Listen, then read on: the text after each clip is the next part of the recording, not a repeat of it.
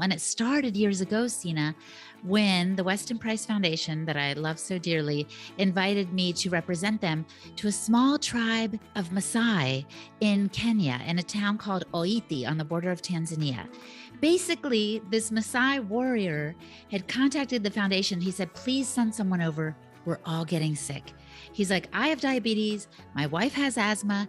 He had seen the physical degeneration of his people and even in his own family because they had departed from their traditional food ways. Hi, everybody. I'm Dr. Sina. Welcome back to Beyond Labels. Today, I have an amazing guest. You're going to love her. Her name is Hilda Labrada Gore. She's also known as Holistic Hilda. Hilda is a fitness and wellness expert. She is the host of the Wise Traditions podcast, which has received over 6.5 million downloads. Congratulations, Hilda. Now, she's also a podcasting coach. She's written a book about podcasting called Podcasting Made Simple. And she has even launched Holistic Hilda Productions, where she makes movies about ancestral living. Hilda, it is so great to have you on the show today. Thank you for joining me. Oh, Sina, I'm really glad to be talking with you. Okay, so I want to jump right in. On your website, holistichilda.com, you state the following. The key basically to health and wellness is looking to the past for clues on how to live today. You say our ancestors were hale, hardy, strong, fertile, experiencing vibrant health. We live with anxiety, gut issues, depression, fatigue, food allergies, and more. So what did our ancestors know that we don't know?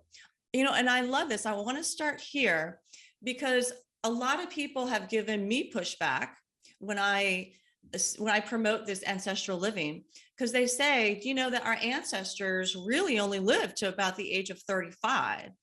But, you know, that's kind of reductionist thinking. It's a reductionist viewpoint of the longevity, the lifespan of our ancestors.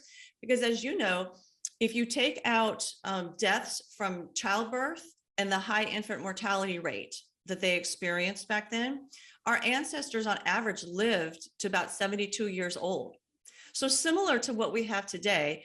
And like you just stated on your website, it wasn't only that they lived longer, they had a better quality of life than we do. They weren't, worn down with these chronic and autoimmune diseases.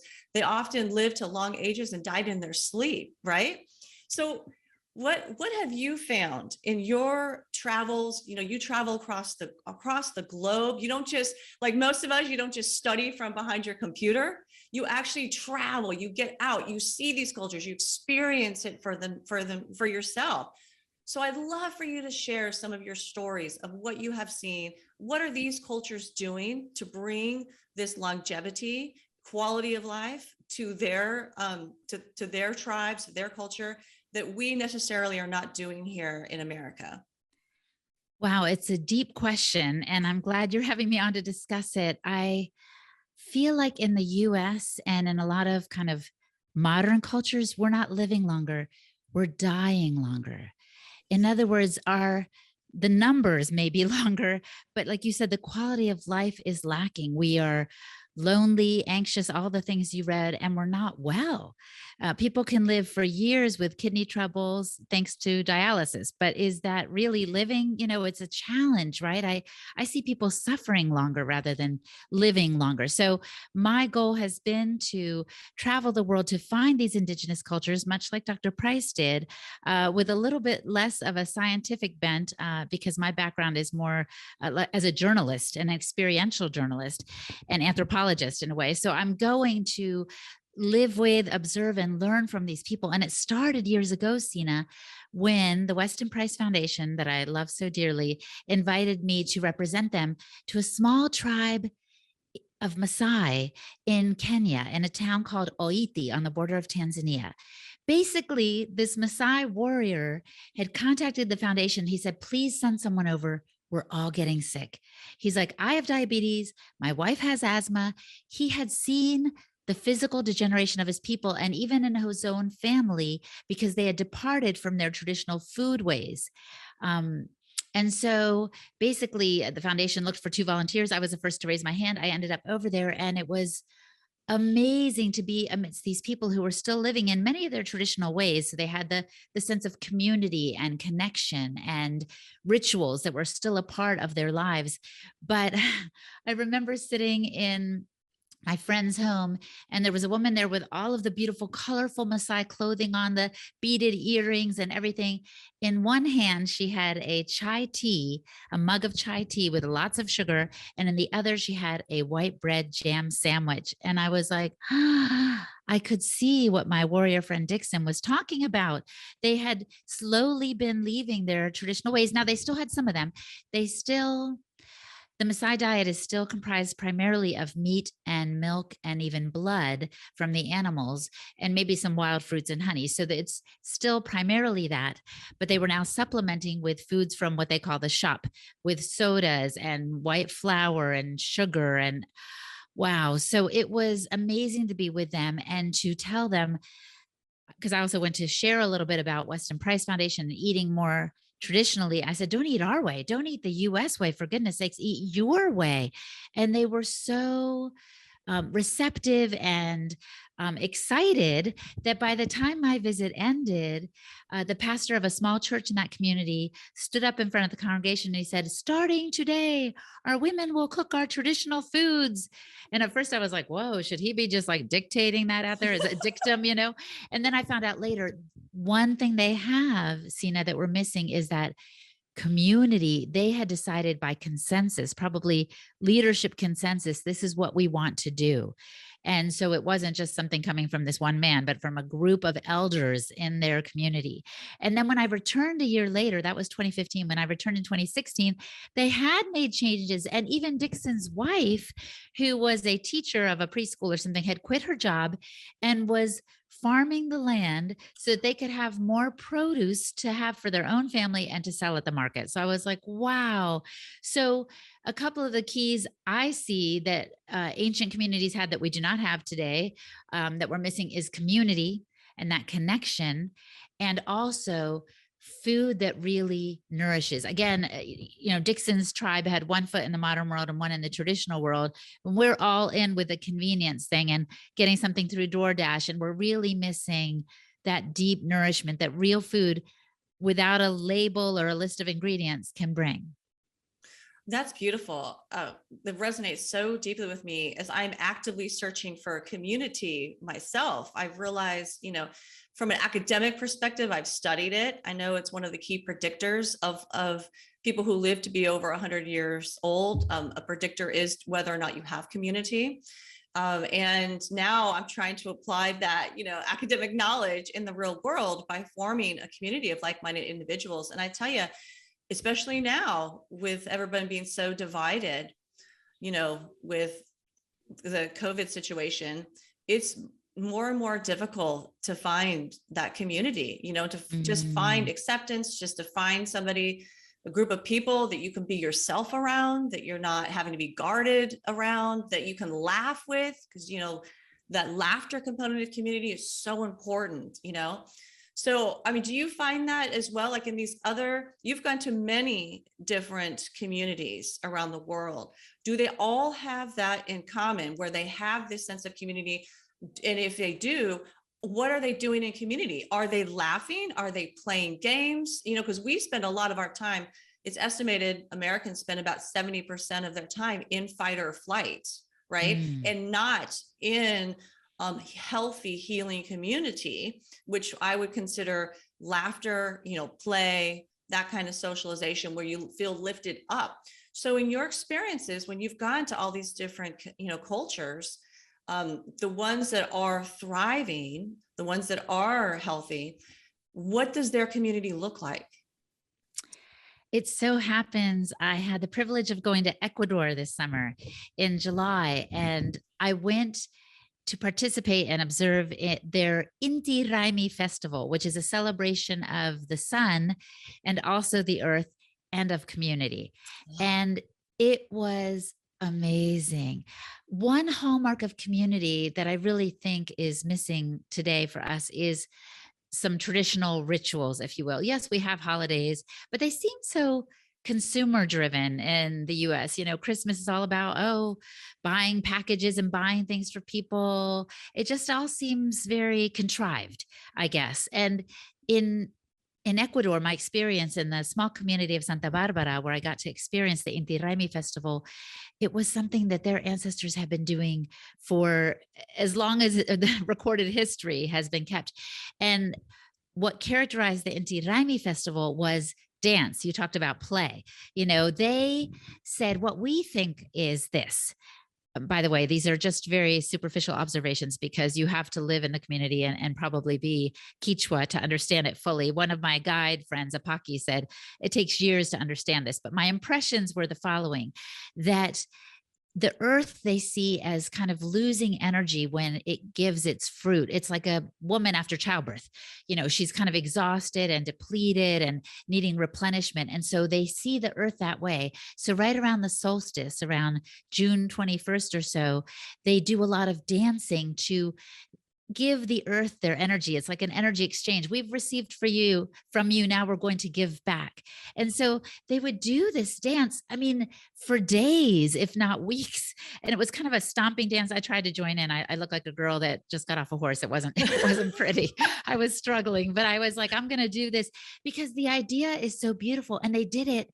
Um, in a ritual that it had the men doing it on one day and the women doing it on other days, and they would wear these amazing hats that they had designed and just stomp around, and it was just amazing because I knew what was behind it. And they would play music, and so it wasn't a dance in the sense of like twirling around, but it was a dance with a purpose to revitalize the earth. And then they would share a community meal, so the nourishment together was another aspect of the community there. They spread a tablecloth, I want to say, I don't know, not half the length of a football field. I'm not great with spatial dimensions, but it was quite long in the middle of their community plaza. And the men all sat around and the women were just outside on the periphery of this table. And the women would bring the food, and it was a community meal. They all shared traditional foods, including cuy, which is guinea pig, and quinoa and potatoes and avocado, and it was just eggs, of course, and just real food, again, that they had prepared at home. And but again, I noticed, just as I did in Kenya, the influence of the Western diet. They started serving sodas and beer. I guess, beer is fermented to a degree, but I know that their original drink was chicha, which is a fermented corn drink, I believe. Or maybe it's potato. I'll have to go back and look. But the point is, they've shifted. And even the dance, Sina, they used to do barefoot. As you can imagine, what an energy exchange that would be. And now the men do it wearing kind of these boots or military style boots to really stomp harder. Well, it's just interesting how traditions do shift over time, but they still had that community feel where I'd see the young boys learning to do these dances just like their fathers and grandfathers. And then I noted the nourishment they were taking in together. When I hang out with my friends here in the States and I see like a young mom trying to feed her family, do the laundry, do all the things, and I'm just like, this isn't how it's supposed to be. I feel like the communities of old, someone would hold her baby, the grandmother or the aunt, the broader community would help so that the mother didn't have to do everything. There's no surprise as to why we're so exhausted and drained and anxious and fearful, because we're managing quite isolated. Everyone's in their own little home, and the communities I observed in these different countries have just blown me away. But I think, notice that they're still in existence today. So I think there's a way for us to attain that community or connect in community, even though we live differently in the US. And I do want to interject here real quick, and then you can ask me whatever you have next. A little story of COVID and community that I learned when I was there. So Abauki and his wife Christina hosted me in their home, and it was just amazing to be with them. He would point to a little grinding area, and he's like, "That's where we take the quinoa off of the, stalk, and then we made this quinoa soup." I was like, "Oh my gosh, you all are doing it so amazingly." Again, eating these real foods. And then Christina, his wife, told me, A year ago in June of 2020, a lot of our community members got sick with COVID. And she said, what we did was many of us women gathered medicinal plants and herbs, about 20 of them. And I'm getting chills as I'm telling you this story, but it's just so marvelous. She said, and we took them to each household, and no one got hospitalized and no one died. And I thought, wow. First of all, I thought, can I see the list of those Yeah. medicinal herbs and Share it, plants? please. Help a sister out. But then I thought, you know what? Those things were given in the context of community and love. Yep. It's no surprise that homemade meals, I do believe, nourish us in a different way, in a more profound way than those we get from KFC or Applebee's or whatever. It's not just the rancid oils that they're using that mess us up, or the poor quality of the meat. It has to do with vitamin L, which we can put into our food when we make it at home, and that's love. And so I thought, wow, the context of in which those things were given to the people, I'm sure helped them. They knew they were supported, and these are things that are kind of intangible. But as we like to say, science is catching up to modern wisdom. I bet if we tried to measure it on some level, we would see that what I'm saying is true.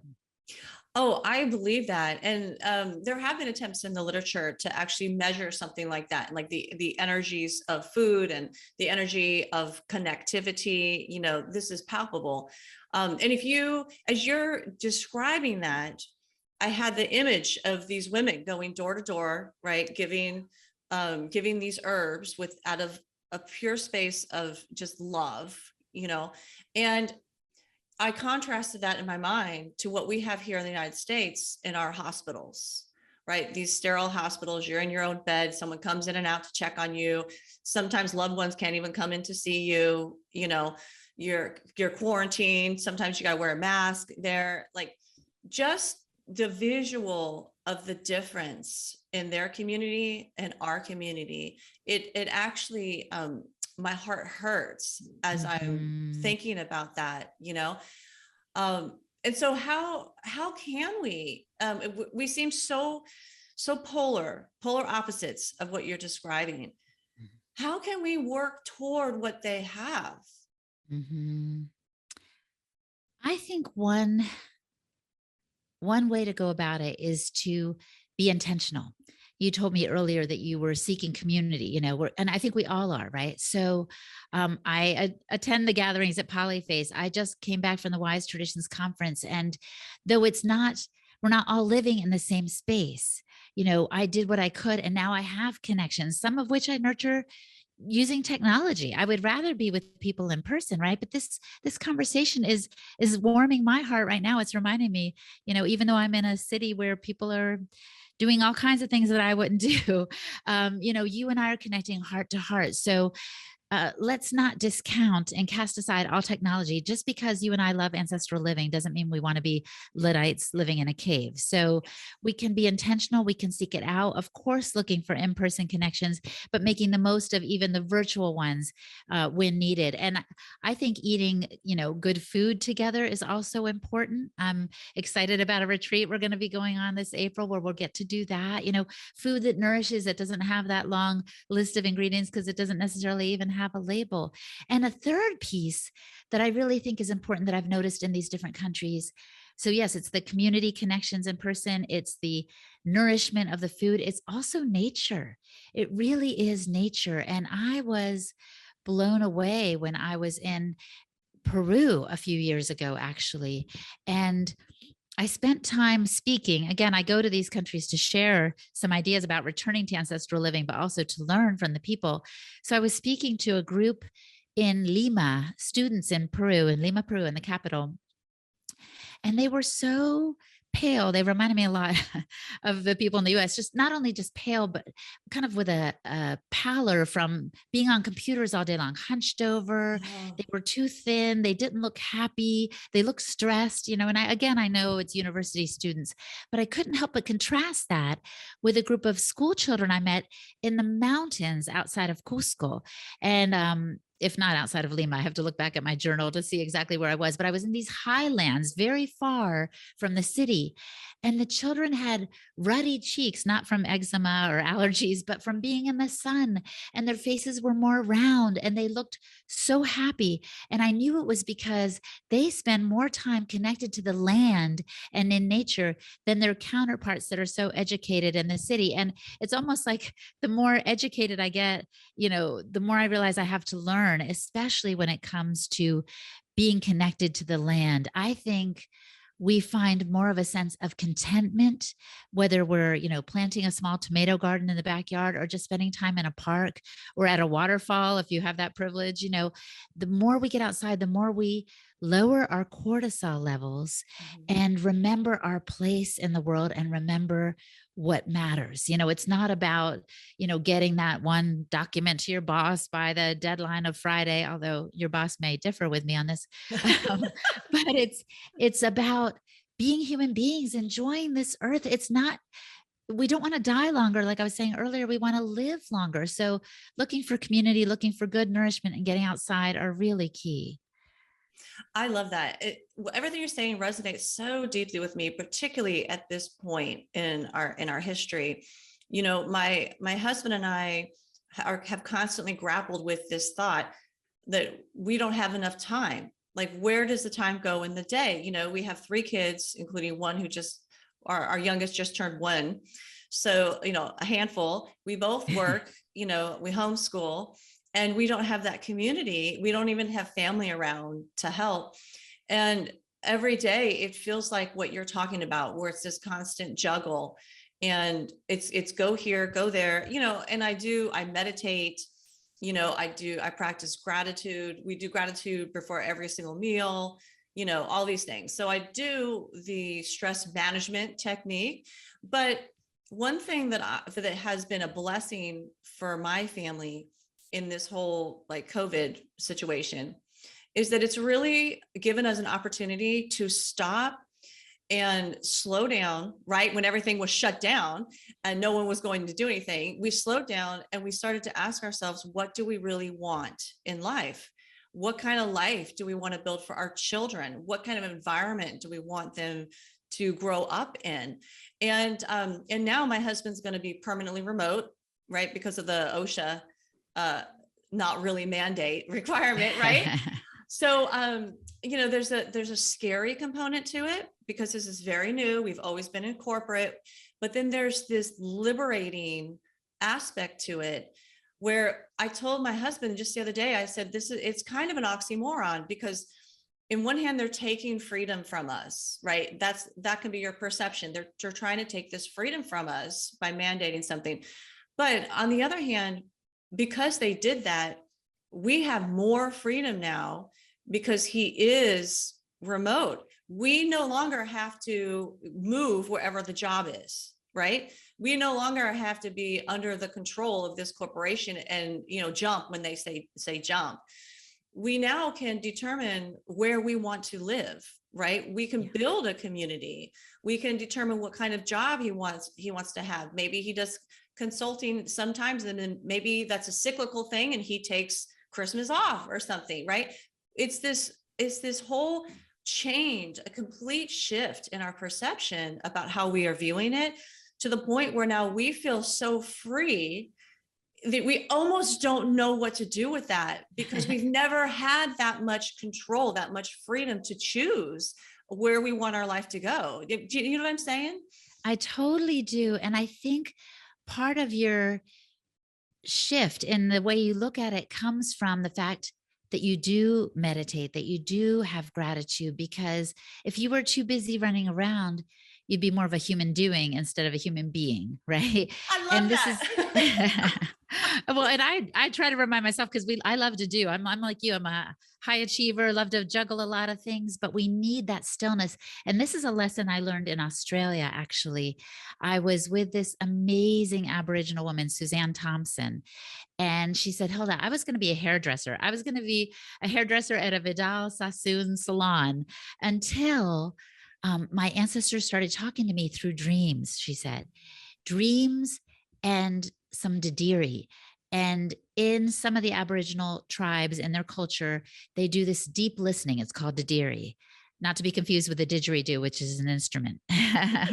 um, but so they do this deep listening and the stillness. And I think when we stop, we open up an opportunity for God or our ancestors or our intuition to speak into our lives. And Mhm. if I'm too busy doing, I'm not listening and I'm missing something.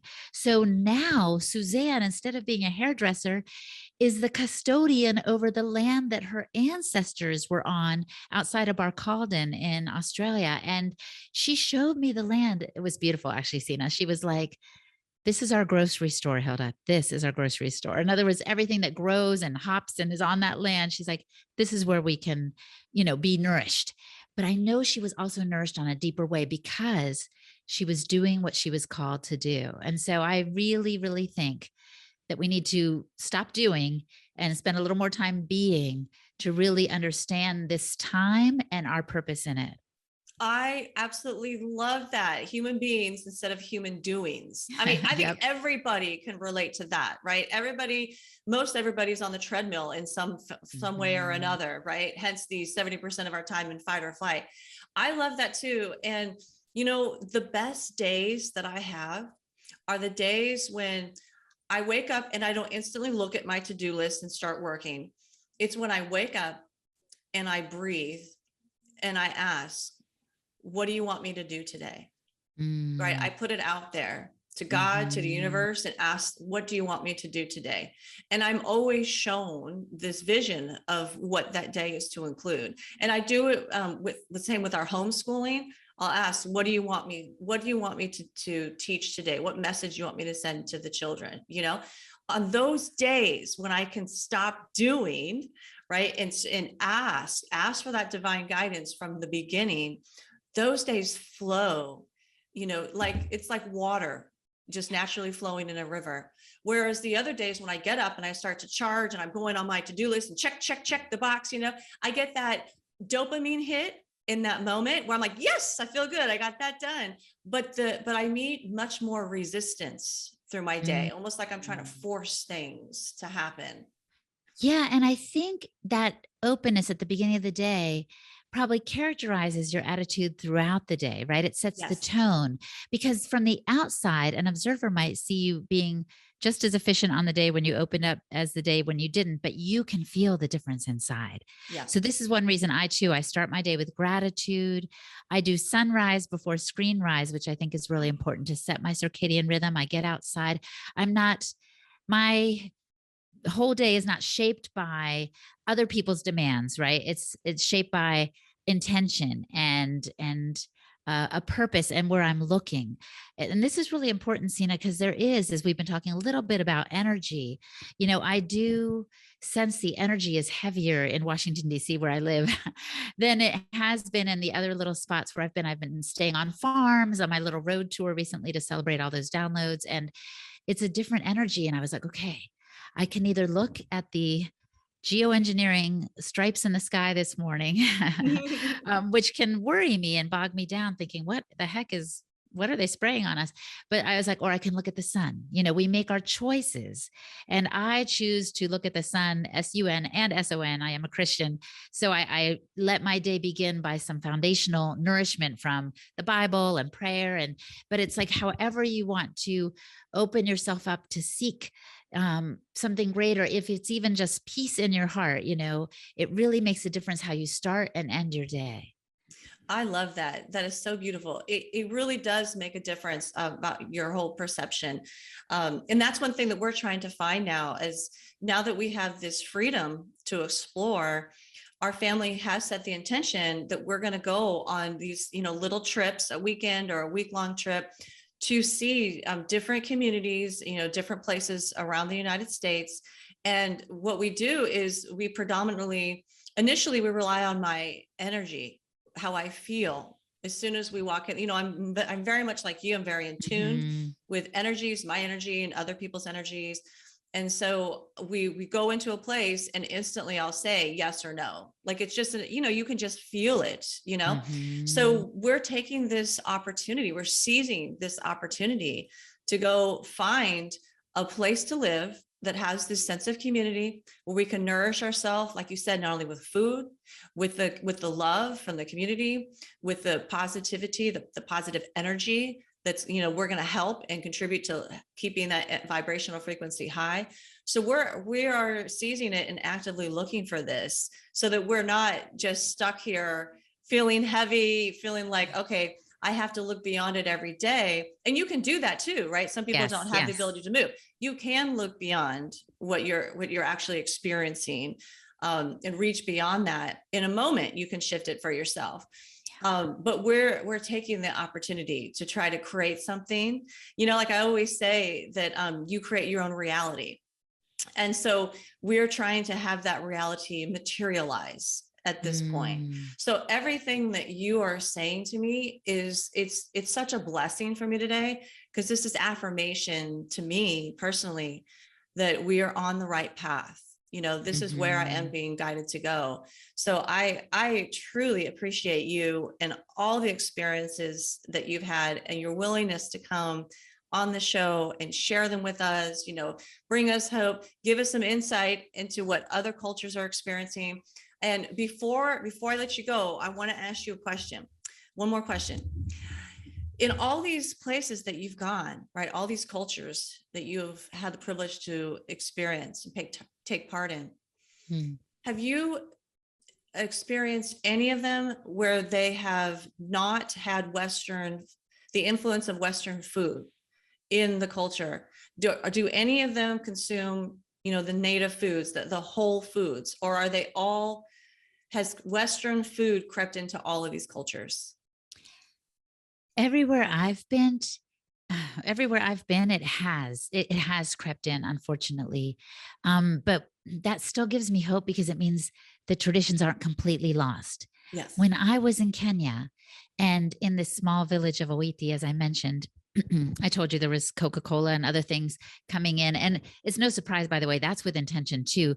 Coca-Cola noticed that their market share in the US was going down. So they put Africa in their crosshairs and they were like, okay, we're going to go there.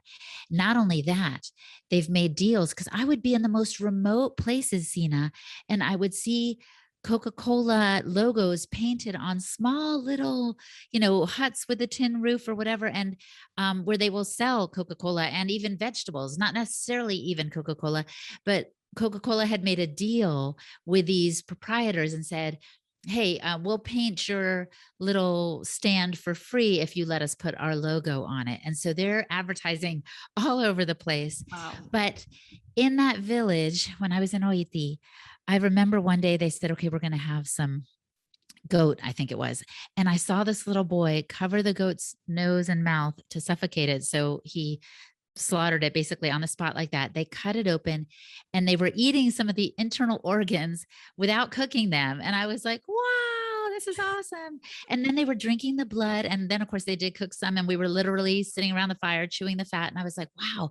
So their traditions are still kept in part. My hope is that we can, um, not just us, but that everyone can realize the value of those traditions and that they will remain strong. And I think that was one thing that village did come to a decision about. And even my friend Suzanne Thompson, again, as people do deep listening, they'll see the kind of false promise of the modern processed foods.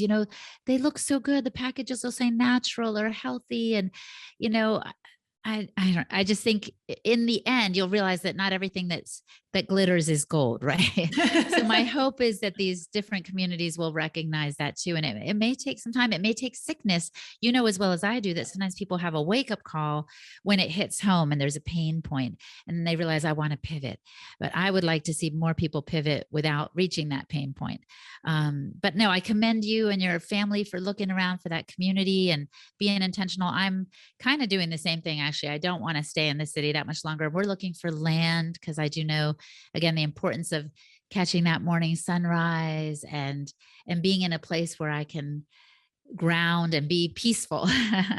And actually I will say one hopeful note also from my recent road tour, I met some people that completely live off grid and are establishing communities. I don't mean just like a little suburb of Charlottesville. I mean like places where people are working together and It's like everything old is new again. I think this was a movement in the 60s or 70s, little kibbutzes or communal living, but people are looking into that again because they realize we're missing something today.